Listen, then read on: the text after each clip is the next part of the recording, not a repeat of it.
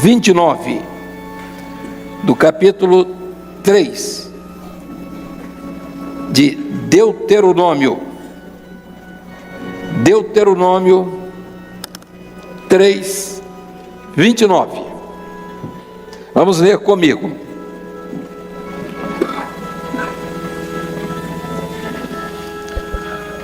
Pronto?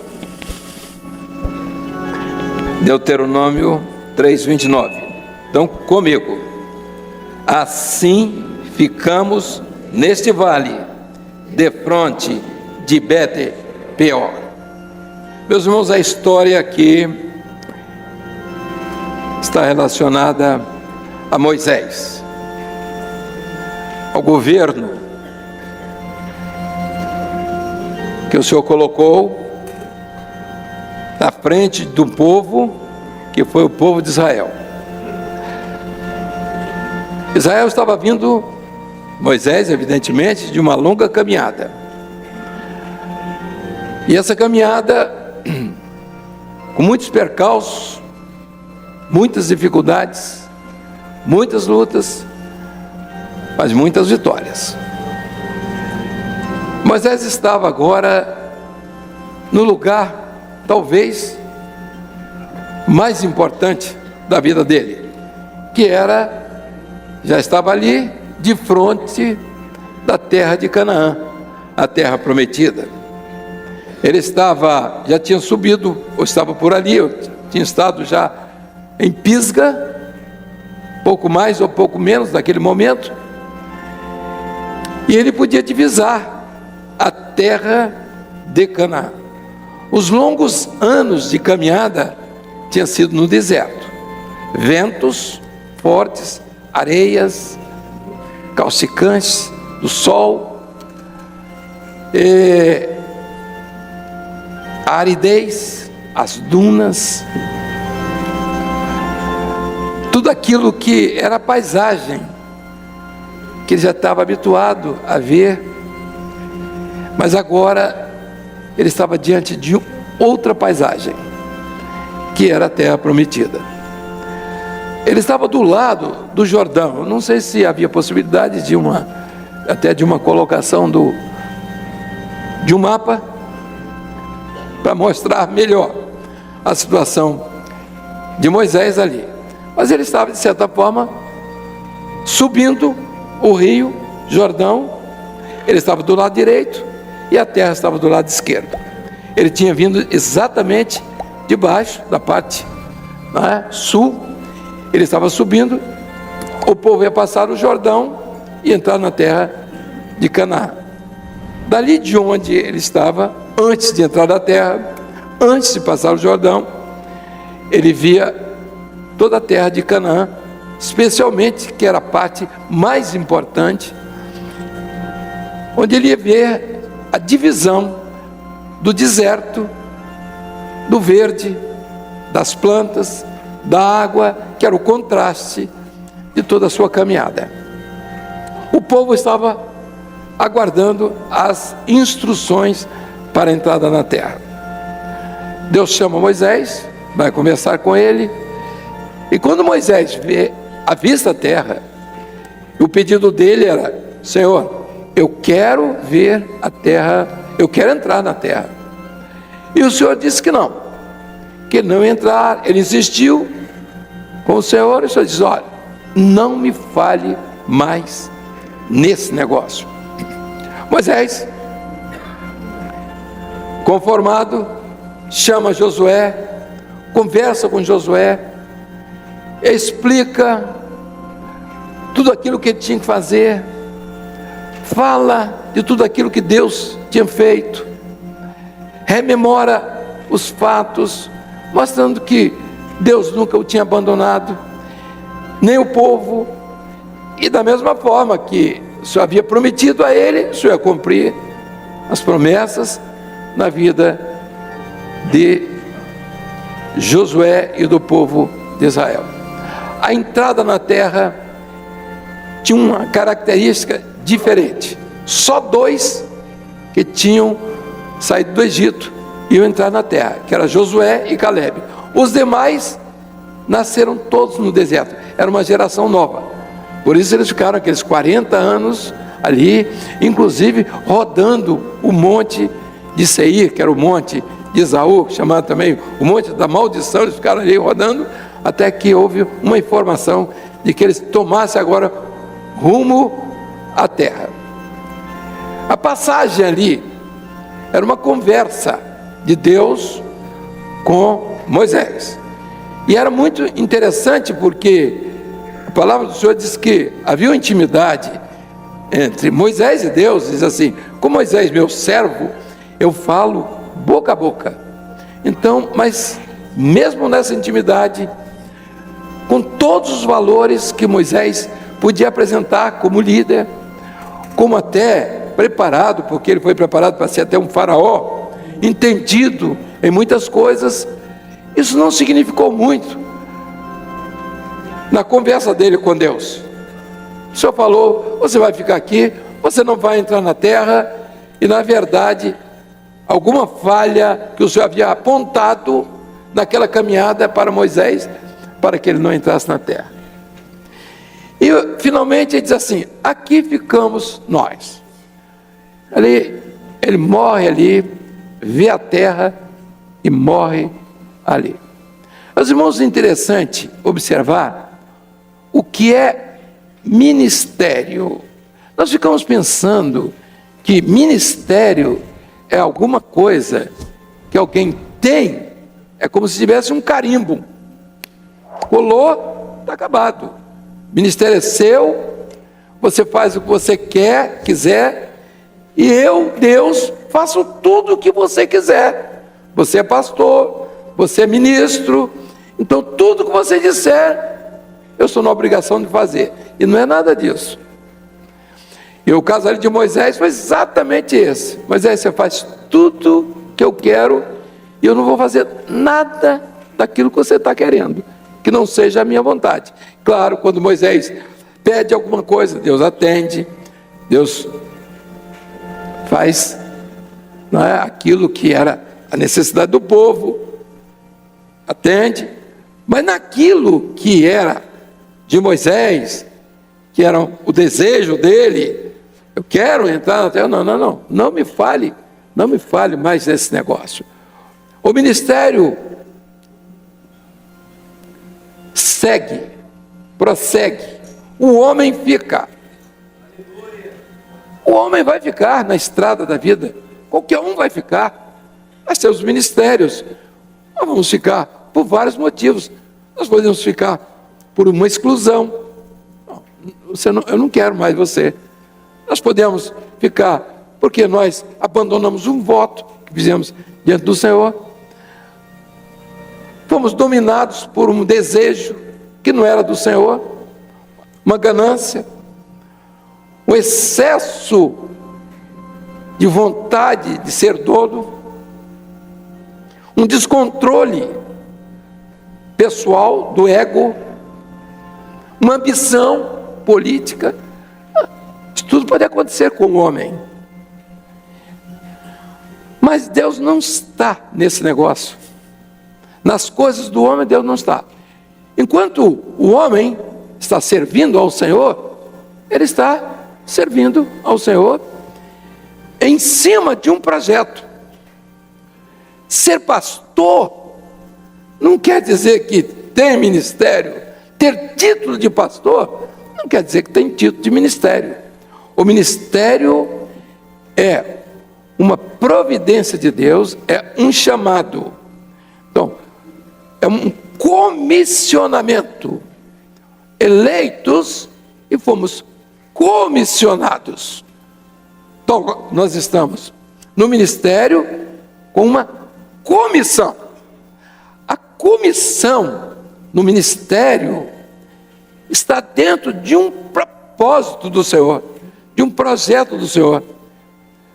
Na obra do Espírito Santo, eu não me coloco como pastor porque eu apresento um título. Eu não tenho um título. Eu chego de lá, eu fiz um curso de teologia, entrei num seminário, estou trazendo aqui um título e eu vou ser pastor, porque eu tenho um título de pastor, que eu tenho o título de teologia, que eu fiz um curso breve ou não. Não é dessa forma. Isso não quer dizer que as pessoas que têm o título não têm o direito de ser pastor, ou não têm um ministério. Isso não exclui. O que importa não é o título, mas é o chamado. O chamado para um ministério. E um ministério, ele se reveste de elementos que fazem parte dele, que ficam na dependência de uma ordenação. Eu fui chamado para um ministério. Eu recebi o título de pastor. Para esta obra, eu não sou, o meu ministério não tem valor em outro lugar. O meu título de pastor eu posso levar para onde eu quiser. Não, eu fui pastor, Isso aí são colocações que qualquer um pode fazer. Não há problema nenhum. Você me quer como pastor? Não quero, nós estamos precisando de pastor aqui. Não, acabou. Lá. Só que, para nós, é diferente. Um chamado para o ministério nesta obra é diferente. Primeiro, porque o Senhor chama a qualquer um. E pelo que eu estou vendo, tem visto, ele sempre chama os mais necessitados. Aqueles que precisam de mais bênção. Esse ele chama. Chama para que eles ministrem, observe, ministério, para ministrar aquilo que é a vontade do Senhor. Quando eu sou chamado para esta obra, eu tenho um ministério subordinado, observem, a uma ordenação. O que é uma ordenação? Uma ordenação é um conjunto de princípios estabelecidos por aquele que me ordenou. Eu não posso chegar aqui e negar os princípios que o Senhor determinou para a minha vida, porque eu me casei e minha esposa acha que não deve ser assim. Eu não tenho compromisso com minha esposa. O meu compromisso com minha esposa é de casamento, é disso, está tudo certo. Agora, minha fé não. A minha fé é independente. Eu não ouço a voz do Senhor e da minha esposa. Eu não tenho como. Ela pode até querer, pode até chorar, que é muito natural. Mas eu não posso, porque são segredos estabelecidos para uma função que eu tenho que exercer, que não depende de interferência de família, de patrão, de esposa, de filhos. Eles não podem interferir nisso. Portanto, quando eu aceito o ministério, eu aceitei uma ordenação. Então, esse ministério vai ser realizado debaixo de uma ordem de princípios fundamentais que identificam o chamado. Vamos agora ao caso. O Senhor me chamou para realizar esta obra. Que obra?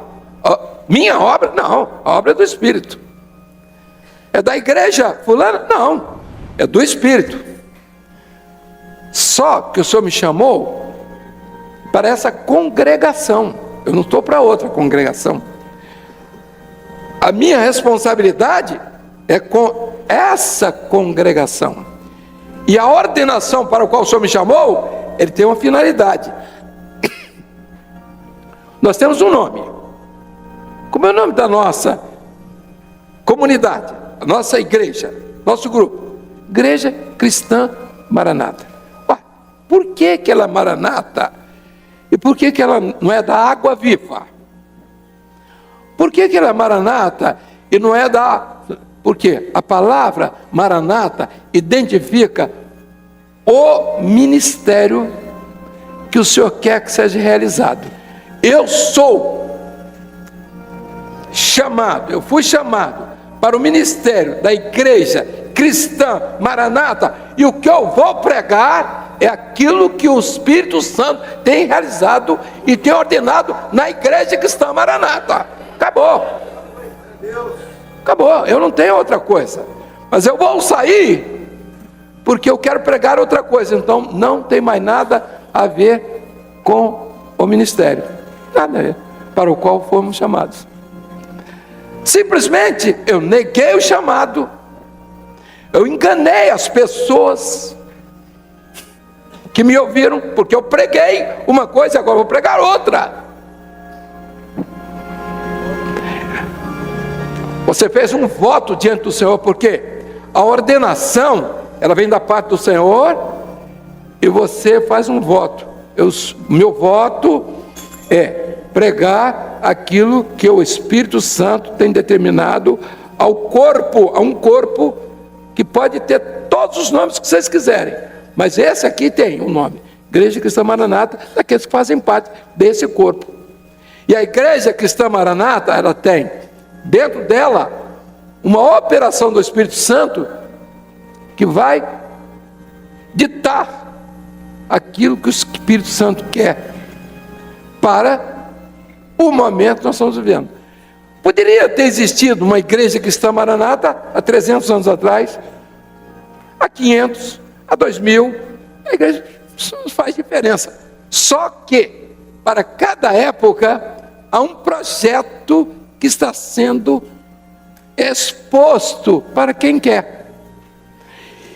E a nossa opção foi: Senhor, nós queremos que esse projeto teu seja revelado a cada instante na vida do povo de Deus. Só isso. Por quê? Porque o projeto está em andamento. Para onde nós vamos? Para onde nós queremos chegar. De onde nós saímos? Onde estamos? Qual o objetivo? O objetivo nosso está definido. Toda a nossa preocupação está voltada para esse momento profético que nós estamos vivendo, e particularmente no aguardo da manifestação da vinda do Senhor Jesus para o arrebatamento da igreja. É isso aí. Quando eu entrego um dom espiritual, quando eu digo eu, ou qualquer um entrega um dom espiritual, tem um objetivo. O dom espiritual que nós estamos falando é para edificação sua, para que você se identifique com aquele que é o dono do dom, que está te falando, que está te advertindo, que está te preparando, que está te livrando, que está te libertando, está te fortalecendo,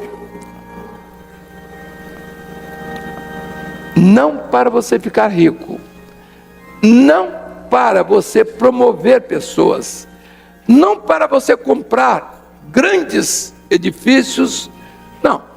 Ele está te fortalecendo para que você conheça o noivo, as características dele nessa hora, o desejo dele nessa hora, porque a igreja vai partir.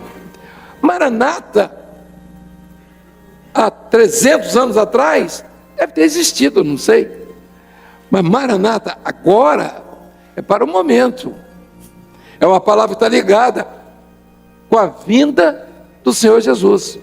E nós estamos pregando isso. Quando nós temos dons espirituais, quando há uma manifestação do Espírito Santo, de comunhão, de bênção, o que está acontecendo? Uma igreja está sendo fortalecida para esse dia. Quando será esse dia? Eu não sei. Os sinais estão aí e nós estamos aqui para dizer os sinais. Quais são os sinais de que Jesus está às portas? Todo mundo conhece. Só lê Mateus, Evangelho de Mateus. Só lê, né, os últimos tempos da igreja. Jesus prediz tudo. E o que é que nós temos que fazer? É dizer que isso está acontecendo. É mostrar. Estão vendo o tsunami? Estão vendo o terremoto? Estão vendo isso? Todo mundo está vendo. A situação que está vivendo o mundo, ela é profética para nós. E ela tem que ser levada em conta. Não para fazer medo às pessoas, que ninguém se converte por causa de medo, mas para que os fiéis estejam atentos. Quando as coisas estiverem acontecendo aqui, só tem uma saída: olhar para cima. Olhar para cima, porque a vossa redenção está próxima. Nós estamos diante de ordenações. Agora vejam, os irmãos, um pastor, um ministério, ele tem uma ordenação. Ele é chamado, ele recebeu a primeira bênção, salvação, batismo com o Espírito Santo, diácono, serviço, porque ele precisa conhecer aquilo que é o governo em si da igreja. Se ele não é diácono, se ele não exerceu o diaconato com firmeza, com dedicação, com amor, com cuidado, com zelo, ele vai ser um péssimo pastor. Aí agora, o pastor tem um relacionamento com sua casa, então ele tem que estar harmonizado com sua casa. Por isso que nem sempre, às vezes, um homem bom, ele nem sempre pode ser pastor, porque ele não sabe governar a casa. E se ele não sabe governar a casa dele, ele não vai poder governar a casa do Senhor. E muitos querem que o governo da igreja seja igual ao da casa deles, bagunça. Muitos querem. Mas o aprendizado não é esse, não. Eles servem e depois de provados, eles vêm para o ministério. Mas o ministério é renúncia. Quando você aceita Jesus, você renuncia. Quando você vai para um serviço, outra renúncia. Então, uma coisa é você um membro de igreja. Você veio à casa do Senhor, cantou, orou, leu a Bíblia, você renunciou a alguma coisa lá no mundo. Renunciou um pequeno tempo até. Lá do mundo, veio correndo, você tem compromissos, tem a novela, tem aquelas coisas que você precisa correndo, é um membro de igreja, tem o futebol que ele tem que ver, esse negócio, ou corrida de carro, ele tem que estar atento, porque pode um carro desse sair de lá da Europa e bater na sua cabeça. Então, ele fica tenso. Então, a preocupação dele é essa. O que é que nós estamos levando aos nossos irmãos? Pode ver tudo, mas você não pode descuidar da sua carreira espiritual. Sua vida espiritual é que comanda a sua vida material. O diácono, ele já é diferente. Ele já vem, ele já chega antes, ele já perdeu mais tempo dele, ele já dedicou mais a vida dele, ele já está atendendo um telefonema, já vai segurar na alça do caixão, se você morrer. Então, e você pergunta, é pouco isso? É muito. Vai nos enterros, aí ninguém quer pegar caixão mais não, sabia? Isso é uma verdade. Mas ele está ali, arrumado, paletó, gravata, dando valor àquela vida que serviu ao Senhor. Não há ninguém mais importante do que ele nesse momento. A nossa experiência é tão interessante. Eles dizem assim, a família pode pegar corbélio de flores. A família que leva, nem pega, porque não quer pegar peso. E o diácono, as irmãs, vai levar, elas olham assim, estou acostumado com flor, vai embora. O diácono vai lá e pega, e sai carregando flores. Olha, eu vou falar uma coisa para os irmãos. Eu tenho horror de carregar buquê de flor, não sei por causa de quê. Não sei por quê. Eu fico sem jeito de carregar aquilo, eu não sei por cá. Se depender de mim, o defunto vai sem flor. E eu admiro um jovem, um obreiro, que vai lá com todo amor e pega, porque eu tenho horror, não sei por causa de quê. Duas coisas que eu não gosto: flor e vela, aquele cheiro de vela. Eu acho que se botar flor e acender uma vela, eu ressuscito. Por causa do mau cheiro que dá o troço. Mas vamos lá. Então, o pastor, quando ele diz, eu quero ser pastor, ele diz o seguinte: minha vida está entregue nas mãos do Senhor. Ele vai ser, porteiro da igreja, ele vai ser o vigia. Os problemas todos da igreja ele vai ter que enfrentar. Aquele pessoal enjoado, que todo dia tem a mesma conversa, ele vai ter que ouvir aquela zoada, aquela zoeira na voz dele. 1 ano, 2 anos, 10 anos, ele muda de igreja, quando volta, pastor, sou de volta, e só se lembra, aí lá vai, aí volta tudo, aquele negócio. Ele tem que lidar com gente certa, com gente doida, ele tem que aprender a lidar com as pessoas, e às vezes nem foi preparado para isso, às vezes é um bruto também, dá coice na sombra, não foi preparado, ele não entendeu que ele tem que mudar de vida, que ele tem que deixar de ser ignorante. Ele não entendeu, e às vezes nós temos que estar controlando. Que foi, pastor me tratou mal, fulano, vem cá, não aprendi isso na minha escola. Rapaz, mas não é assim. Eu soube que você brigou com sua mulher, como é que foi isso? Você deu um empurrão nela? Onde é que você aprendeu isso? Meu avô. Entendeu? Com o avô. Que é isso, rapaz? Que história é essa? Então, as pessoas têm maus costumes, têm tudo. E aquilo que por natureza nós herdamos dos nossos pais, temos que deixar aquilo. Meus irmãos, olhe, ministério, quando o homem diz que aceitou, ele não aceitou uma brincadeira religiosa, não. Quando ele pensa que ministério nessa obra é igual a ministério em qualquer outro lugar, ele enganou-se.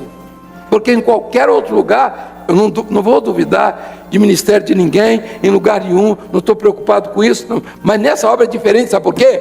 Porque ele não precisa de título. Ele não precisa de título, ele é chamado sem direito a nada.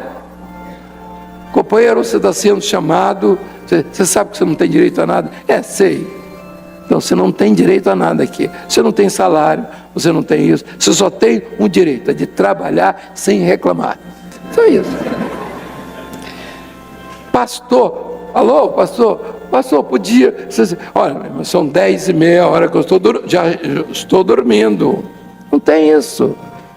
É nessa hora que a ovelha está precisando do pastor. É nesse momento que ele vai exercer o ministério dele. E ele faz isso porque ele ama o Senhor. E porque ele ama o Senhor, ele ama o rebanho do Senhor. Ele vai cuidar da ovelha do Senhor. Ele não vai deixar a ovelha sair correndo e para outro canto. Não, vem cá. Não é assim. Olha aqui, é isso. Então veja aqui. Agora, um pastor que não atendeu a ordenação, ele foi chamado para uma ordenação. Então ele foi. Qual é a ordenação para o ministério da igreja cristã Maranata, que tem esse nome? Qual é a ordenação? De que ela faz parte? O que faz parte dessa ordenação? O pastor foi ordenado para um chamado. E o chamado está nessa ordenação. Essa ordenação é doutrina. A doutrina é da obra do Espírito, não é dele. Eu não concordo, não concorda, não é da obra. Acabou. Ele pode discordar? Pode. E o que é que diz a palavra no livro de Judas, no capítulo único, verso 6? Vamos ver? Vamos ver, Judas, não, eu não estou de acordo. Não está de acordo? Espera aí, meu amigo. Então, Judas, capítulo 1, é verso 6 ou 8? É 6. Vamos ao 6, comigo, hein? E aos anjos que não guardaram o seu principado, mas deixaram a sua própria habitação, reservou na escuridão e em prisões eternas até o juízo naquele grande dia. Existe na escala angelical alguns grupos: os querubins, os serafins, os anjos, os arcanjos. Os querubins, qual a função dos querubins? É guardar, é policiar. E nós vemos lá em Gênesis quem guardava o local lá. Gênesis, quem que guardava lá a criação? Quem que guardou o caminho da vida? Hein? Querubim? Era o serafim. Os querubins são guardas. Os serafins, a missão deles é adoração, louvor, adoração. Os arcanjos, lutas, guerras, vitórias. Os anjos é uma assistência geral ao então. Os querubins guardavam. Eu quero dizer a palavra. Tu eras o querubim ungido. Depois parar. Quem sabe? Texto lá. Eras. O que aconteceu com o querubim ungido? Foi bater aonde? Eternamente em cadeias. Meus irmãos, é porque não atendeu à ordenação. Deus tem contemplação horrível. Tem por ninguém que não atende à ordenação dele. Não tem. Eu estou saindo. Quem vai me acompanhar? Muito bem. Eu preguei 43 anos uma coisa. Dias depois pensando. Dons espirituais, clamor pelo sangue de Jesus, palavra revelada, veja como corpo de Cristo. Eu preguei corpo de Cristo, preguei a vida inteira. Amanhã eu digo, estou saindo. Sim, você vai pregar o quê? Eu vou pregar, eu acho, peraí. Você acha o quê? Aí eu penso, você pensa, isso não está certo. Sim, o que é que não está certo? Muito bem, então, eu 40 e tantos anos, discordei daquilo que eu preguei esse tempo todo. Qual é o doido que vai me acompanhar aqui? Levante a mão. Eu sei que tem muito doido aqui, mas eu queria saber o doido que vai levantar a mão e dizer que vai me acompanhar. Vai aí. Acho que nem minha esposa está aí, ela não vai levantar a mão. Nem ela. Ela não está doida. Então eu resolvo. Olha, eu sou um grande líder. eu vou pular da ponte. Eu só tenho uma coisa a oferecer. Qual das duas que você quer que eu pule? A maior, a mais alta, para a gente cair todo mundo de cabeça, ou aquela dentro d'água, ou você cai logo com a cabeça na pedra, das 5 pontes, aquela que já pode cair até. Qual a ponte que você quer cair comigo? Meus irmãos, ministério não é uma brincadeira. Eu saio, levo o Espírito Santo, levo Jesus, levo todas as experiências que vocês têm, simplesmente. Então, bora. Não, deu no jornal, fica com o jornal. Quer dizer que Jesus vem amanhã, né? Aí, o jornal deu uma mentira, como nós estamos tendo aí. Aí você vai para o inferno, né? Naquele dia, né?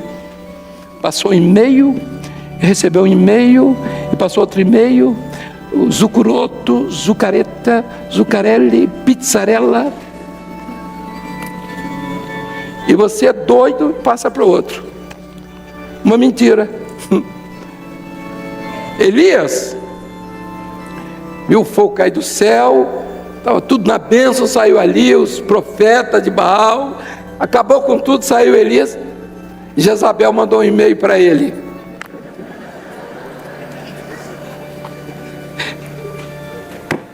Elias se mandou, foi chorar debaixo do zimbro, medrosão, hein? Meus irmãos, nós chegamos uma hora, os servos de Deus, eles não estão abalados, eles se abalam, é uma decepção com A, com B, você não está se abalado com isso não. Dízimo, chama os dizimistas aqui, para quê? Comigo aqui, eu vou botar um DVD que eu apresentei ao presbitério aí, todos os meus dízimos pagos ao presbitério, vem cá, pode me procurar. Acho que eu estou atrás de dízimo, eu estou dando dízimo para cobrar de uma igreja, para cobrar de alguém que por acaso tenha feito um favor a alguém. Os irmãos acham que eu estou preocupado com isso? Então deixa eu levar tudo. Não é assim não. As coisas não são assim não. As coisas do Senhor são cobradas pelo Senhor, e Ele sabe de quem Ele cobra. E nós estamos pensando que o Senhor está cobrando de A, mas o Senhor está cobrando é de B também. Olha, essa hora é muito séria para a igreja, e nós vamos passar por outros problemas. Jornal, a empresa vai continuar aí, e nós vamos também continuar. A satisfação no momento certo. Mas vejam só, nós não podemos chegar a dizer, não, o presbitério não pode chamar ninguém de ladrão. Quem está doido aqui? Sair botando e-mail sem nome. Os irmãos acham que nós podemos fazer isso? Que instituição é essa? Nós vamos esperar no Senhor, e o Senhor vai dar vitória, já começou a dar e vai continuar dando.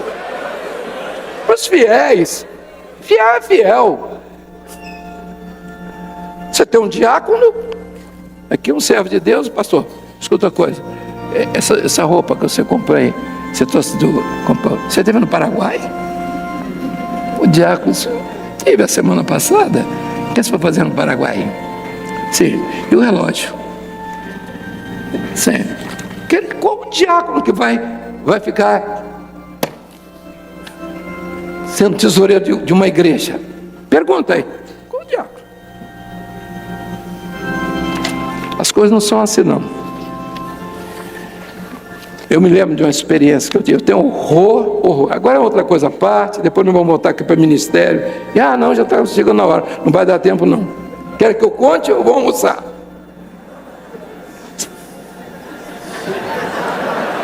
A carne é fraca, né? A carne é fraca não, a carne é forte. Depois, se tiver oportunidade, eu conto. Tem outra aula?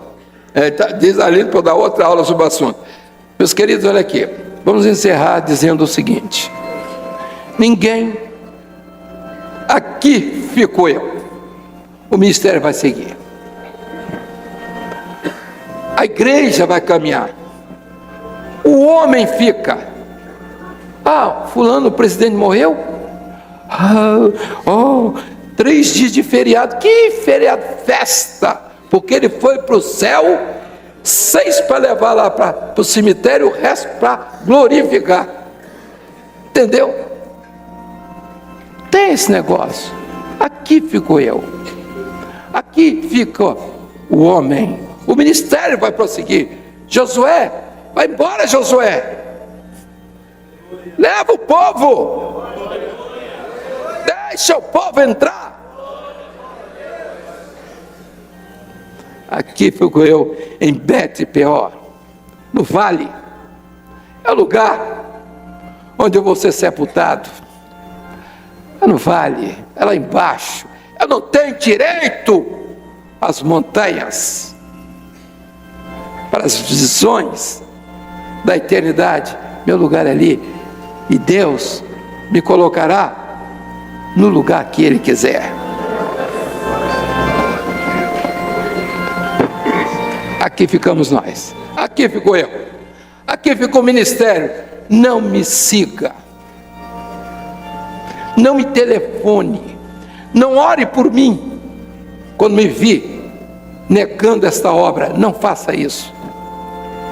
Não vá me visitar, nem por curiosidade, nem precisa orar por mim, porque um homem que nega